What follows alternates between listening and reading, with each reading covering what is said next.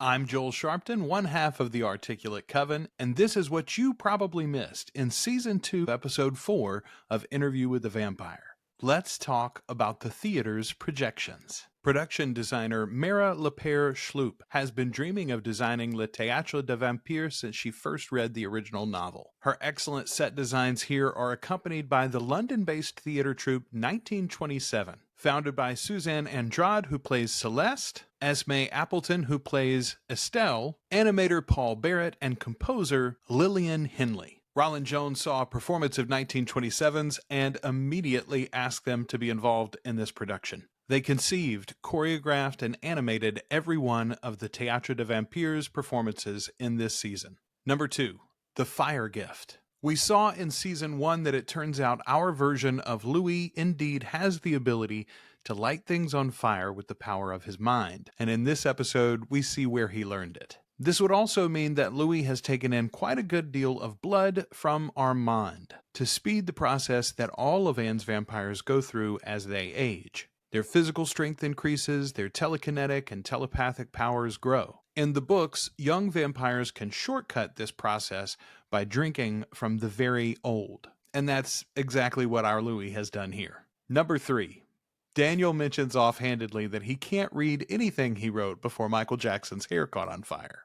In case this reference didn't mean anything to you, my sweet summer child, let me tell you about the time that the King of Pop went up in flames. 41 years ago, Michael Jackson was literally the King of Pop, and as such was busy filming a huge commercial for Pepsi. The concept for the commercial was that MJ would emerge from a curtain of sparks performing his hit Billie Jean. During the 6th take, something in the pyrotechnics malfunctioned, and Michael Jackson was set ablaze. It was the 1980s, and he was coated in flammable hair products. While a fire extinguisher was able to put the flames out fairly quickly, Michael suffered 3rd-degree burns on his face and scalp, including exposing the skull on parts of his head. Jackson was treated at Cedars-Sinai Medical Center for his burns and smoke inhalation. Pepsi apologized, paid for his medical expenses, and gave him $1.5 million, which Jackson then donated to the Brotman Medical Center in Culver City, California, and founded the Michael Jackson Burn Center for Children.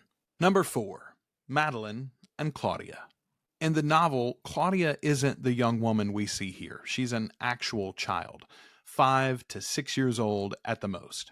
Madeline, meanwhile, is a mourning mother to a dead child who replaces her lost love with an eternal baby doll in Claudia. The beauty of changing these roles for the television series is that we are instead presented with 2 hard women doing the best they can to survive in terrible circumstances, who are able to find in each other not just safety, but genuine love and appreciation. As Claudia says to Louis in this episode, he picked another one over me. Claudia deserves a true companion, and it seems she might have found one. Claudia and Madeline are genuinely one of my favorite parts of this TV series so far. Number 5. Who is Armand? We get a beautiful glimpse of the full character of Armand in this episode. He tells the story of Amadeo, the story of Arun, the story of Armand. The details are not entirely the same as the novels, especially the implication that Marius lent or sold Armand to others. The other big change is his length of stay with Marius. In the TV show, Armand says that he was saved from the brothel at age 18, painted here at age 20, and finally stricken with an illness and turned to vampirism at the age of 27. Armand in the novels is 17 years old when he is turned by Marius, and had only lived with Marius for a little over a year at that point. Of course, we also have to remind ourselves Armand is telling us this story, and we already know Armand tells stories. All right, that's your 5 things you missed in episode 4. Time for your Lagniappe fact.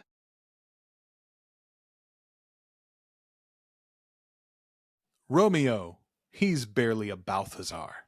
The fact that we get a full-on musical number and also a deep-cut Shakespeare reference in this episode makes my little theater kid heart sing.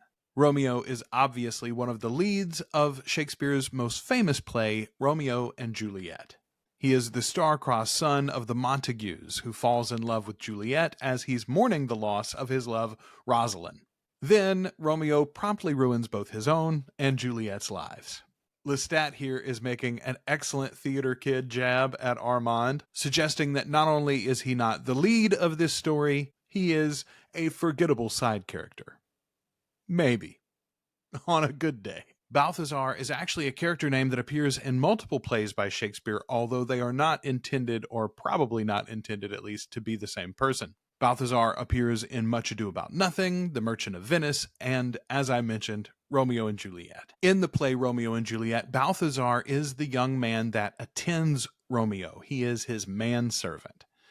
Famously, Balthazar is the character that delivers the bad news to Romeo that Juliet has in fact died, when in fact she has not, and it's all a ploy from the priest to try to get the two of them together. Lestat is saying that not only is Armand not Romeo, he is a bad messenger that fails at the minimal task he has been assigned.